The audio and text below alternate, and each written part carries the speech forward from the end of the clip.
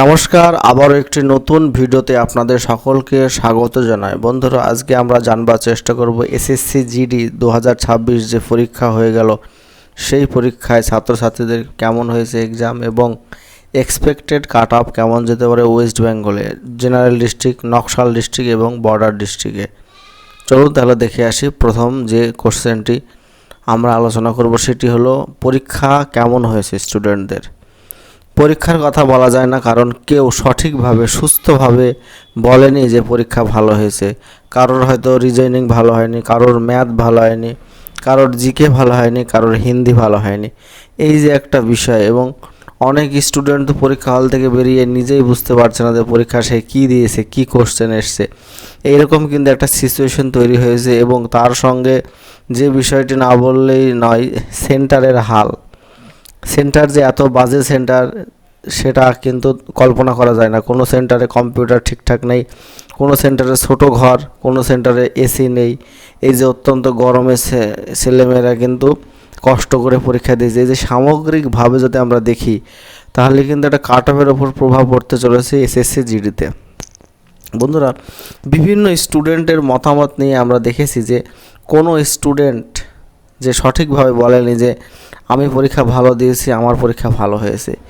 এই যে বিষয় আমরা বিগত বছরগুলোতে আমরা কিন্তু দেখেছি, প্রত্যেকেই অনেকের সঙ্গে কথা বলেছি, অনেকের সঙ্গে আলোচনা করেছি যে কীরকম পরীক্ষা হয়েছে। অনেকে কিন্তু বলেছে ভালো হয়েছে, অনেকে যাদের প্রস্তুতি ভালো নেই তারা বলেছে খারাপ হয়েছে। কিন্তু এই বছরের বিষয়টা হয়েছে সম্পূর্ণ উল্টো। যাদের ভালো প্রস্তুতি তাদেরও কিন্তু যে সঠিক পরীক্ষা হয়েছে সেটা না, আর যাদের প্রস্তুতি নেই তারা তো পরীক্ষা দিতে পারেন ঠিকঠাক, তারা বুঝতে পারেনি কোশ্চেনের যে মডেল। এই যে একটা ব্যাপার। তাছাড়া সেন্টারের ঠিক নেই, কোথায় কোন জায়গায় সেন্টার খুঁজে পাওয়া যায় না। এছাড়া বিভিন্ন জায়গায় শোনা যাচ্ছে যে প্রশ্ন আউট হচ্ছে। আজকে দুর্গাপুরে প্রশ্ন আউট হয়েছে, কালকে ঝাড়খণ্ডে প্রশ্ন আউট হয়েছে। কোন সেন্টার ক্যান্সেল হয়েছে, পরীক্ষা এই শিফটে পরীক্ষা হবে না, অন্য শিফটে পরীক্ষা হবে, আবার নতুন ডেট দেবে। অ্যাডমিট দিচ্ছে 3 দিন আগে, কথা আছে অ্যাডমিট দেওয়ার, অ্যাডমিট দিচ্ছে না। একদিন আগে অ্যাডমিট, গত 30 তারিখে যে পরীক্ষাটা হলো সেটা 29 তারিখে অ্যাডমিট দিয়েছে। এই যে একটা বিষয়, টেনশনের বিষয়, ছেলেপেলেদের কিন্তু প্রত্যেকের একটা এফেক্ট পড়েছে পরীক্ষাতে। এই যে এই এফেক্টের দরুন কিন্তু কাট অফের ওপর সম্পূর্ণ প্রভাব পড়তে চলেছে। বিভিন্ন কারণের জন্য কিন্তু কাট অফ এবার কম যেতে চলেছে, এবং যারা মোটামুটি একটু সাবধানতার সঙ্গে পরীক্ষা দিয়েছে তাদের কিন্তু এবার সম্ভাবনা রয়েছে ডাক পাওয়ার।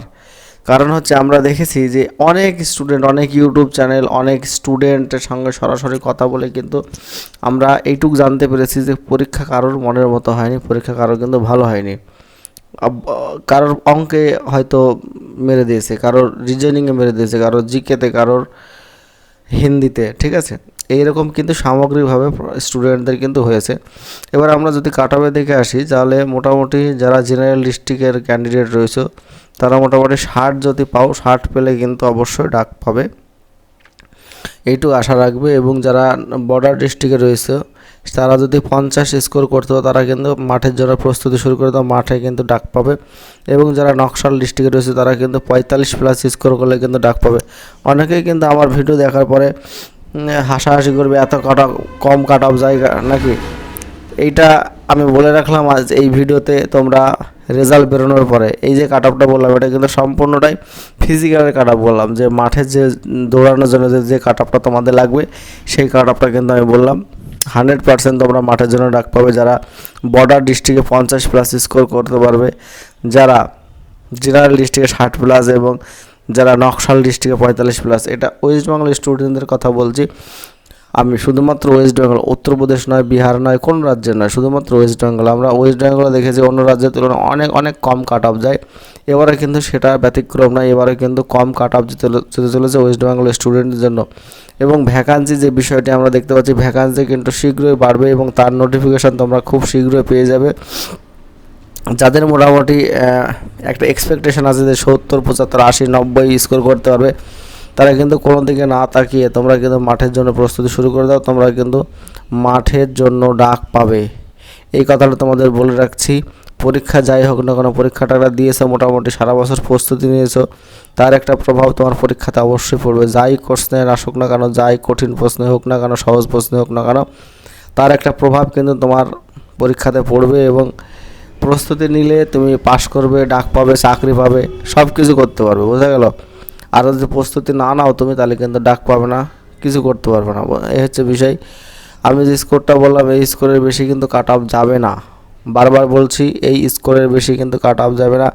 এই স্কোর মোটামুটি যাদের হচ্ছে, কিংবা যারা ভাবনা চিন্তা করেছে যে আমি এই স্কোরটার নিচে আমার স্কোর আসবে না, তারা কিন্তু মাঠের জন্য প্রস্তুতি শুরু করে দাও। রেজাল্ট, অ্যান্সার কি কিন্তু খুব তাড়াতাড়ি, হয়তো সপ্তাহখানেকের মধ্যে তোমরা অ্যান্সার কি পেয়ে যাবে। অ্যান্সার কি পাওয়ার পরেই রেজাল্ট কিন্তু প্রকাশ হয়ে যাবে। রেজাল্ট প্রকাশ হলে কিন্তু আর সময় পাবে না, তখন কিন্তু রানের জন্য প্রস্তুতির টাইমই পাবে না, বোঝা গেল। এই ছিল আজকে বিশেষ ভিডিও এসএসসি জিডি সংক্রান্ত। যদি ভিডিওটি ভালো লাগে অবশ্যই লাইক, শেয়ার, কমেন্ট করবে। আর চ্যানেলে নতুন হলে অবশ্যই চ্যানেলে সাবস্ক্রাইব করে পাশে থাকা বেল আইকনটা বাজিয়ে রাখবে। ধন্যবাদ।